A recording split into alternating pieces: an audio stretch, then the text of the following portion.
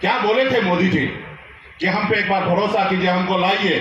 हम घर घर में पहुंच चुके हैं। मैं राष्ट्रीय जनता दल परिवार में दीपक यादव जी का हार्दिक अनुकंपा वाले सांसद के पास जाइए और उससे मिलने जाइए। वो नीचे बैठा होगा, लोग बैठे होंगे, उठ के ऊपर चले जाएंगे, टीवी देख रहे होंगे। नमस्कार, आप देख रहे हैं तिरु दस्तक। बिहार में लोकसभा चुनाव को लेकर एनडीए सीटों का बंटवारा कर चुकी है और तैयारियों में लग गई है, लेकिन वहीं दूसरी ओर महागठबंधन के द्वारा सीटों का आवंटन जारी है। पश्चिमी चंपारण जिला के वाल्मीकि नगर लोकसभा सीट पर सभी की नजर थी कि यहां से राजद का प्रत्याशी कौन होगा, लेकिन अब यह दुविधा खत्म हो चुकी है। बगहा चीनी मिल के मालिक दीपक यादव होंगे राजद के प्रत्याशी। तेजस्वी यादव ने दीपक यादव को अपने पार्टी में शामिल किया और हाथ में लालटेन देकर लोगों को संदेश दिया। इस बीच दीपक यादव ने जदयू के सांसद सुनील कुमार कुशवाहा को अनुकंपा वाला सांसद बताया और कहा कि इस लोकसभा के अधिकतर लोगों को यह भी पता नहीं है कि इनका सांसद कौन है। मुकेश सहनी ने भी प्रधानमंत्री पर तंज कसते हुए जमकर बरसे। इस बीच तेजस्वी प्रसाद यादव को थारू समाज की महिलाओं नृत्य व स्वागत गान करके स्वागत किया।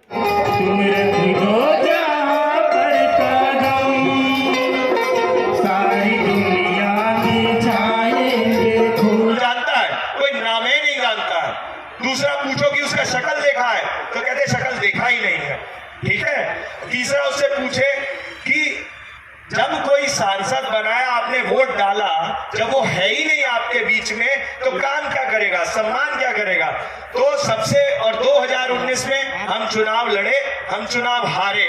आज तक कोई एक दिन नहीं कह सकता कि हम जनता से दूर रहे हों। पूरे 5-6 साल हर गांव में जाके, हर इलाके में जाके, हर मुखिया के, हर वार्ड के, जहां भी मौका मिला हम गए और जनता के बीच में रहे। हमारे पास कोई ताकत नहीं थी, कोई हमारे पास पावर नहीं थी, मगर हमने लोगों के घर जाके उनके दुखड़े सुने, उनकी बात सुनी। 50% समस्या जब लोगों के बीच में रहिएगा, लोगों का सम्मान करिएगा।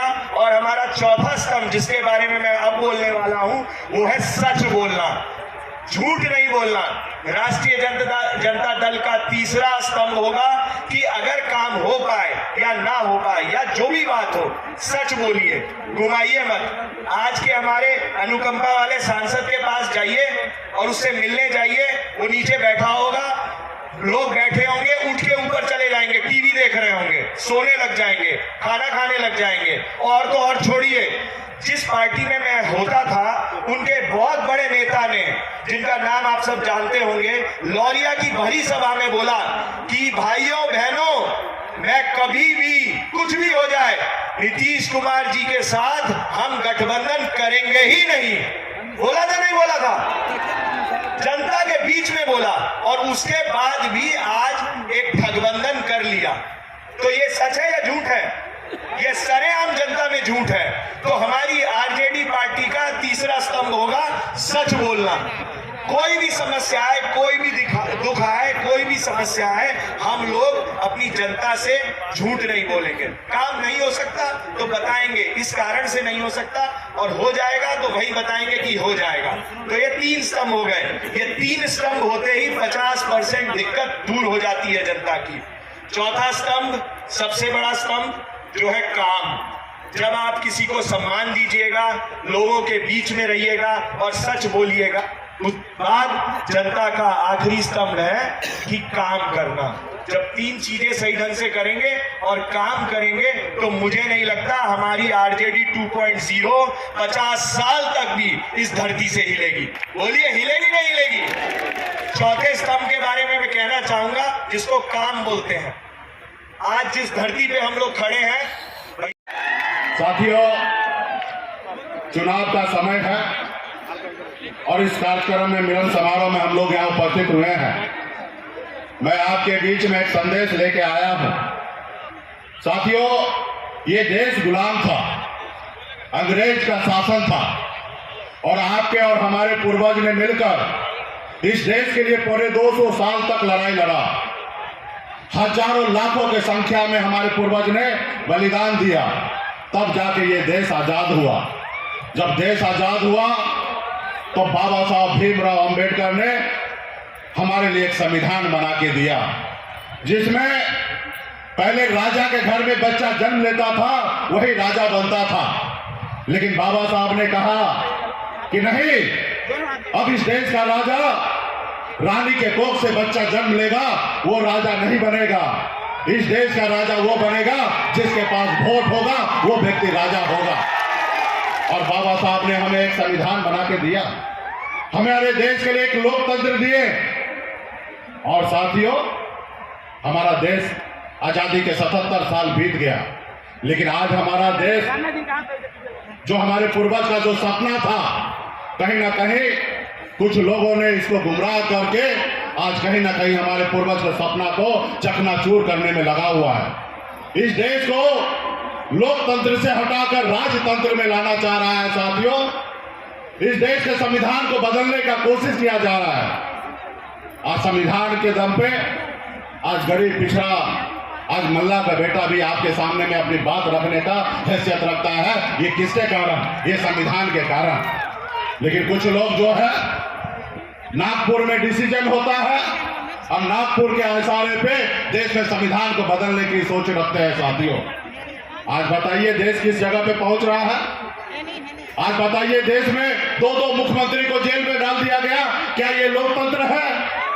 ये लोकतंत्र नहीं है। साथियों, आज जितने भी सरकारी संस्था है अपने जेब में रख लिया है, किसी को बोलने की आजादी नहीं है। क्या ये लोकतंत्र है? आज देश में हजारों लाखों करोड़ रुपया देश के जनता का खर्च हो रहा है चुनाव पे, इसलिए क्योंकि जनता मालिक है और जनता जिसको चाहेंगे उनको बैठाएंगे। लेकिन आज क्या हो रहा है? हर चीज को अपने कंट्रोल में लिया जा रहा है। आज देखिए, कांग्रेस पार्टी इतनी बड़ी पुरानी पार्टी, आज उनके बैंक खाते को सीज कर दिया गया ताकि वो सही से चुनाव न लड़े। आप बताइए, हमारी भी पार्टी को बहुत कोशिश की है, खास करके मोदी जी, कि मुकेश सहनी का पार्टी को समाप्त कर दे।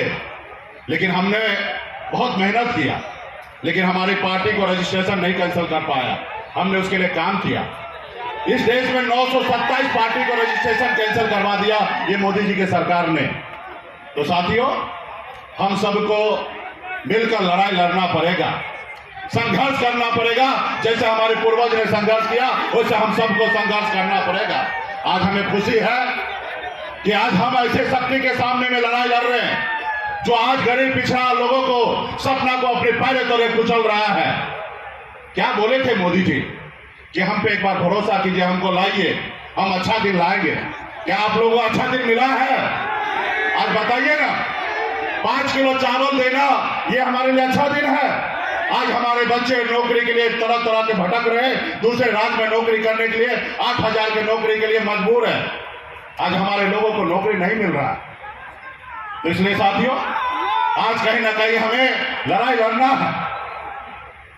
आज मोदी जी देख रहे हैं, गांव में एक कहावत है, गांव में कोई अमीर घर के परिवार के लोग होते हैं, काम धंधा करते नहीं है और बाप दादा का जमीन बेच बेच कर खाते हैं। तो गांव में कहना है कि अरे बाप दादा की जमीन बेचकर फुटानी क्यों कर रहे हो? आज का सरकार वही है, हमारे सरकारी संपत्ति को बेच बेच कर और देश को कह रहे कि देश आगे बढ़ रहा है। देश पे पहले जो कर्ज था उससे 4 गुना ज्यादा कर्ज हो गया और कह रहे कि देश विकास कर रहा है। आज देश के लोगों को सिर्फ 5 किलो चावल के लिए लाइन पे लगा दिया है और लोग कह रहे हैं कि देश तरक्की कर रहा है।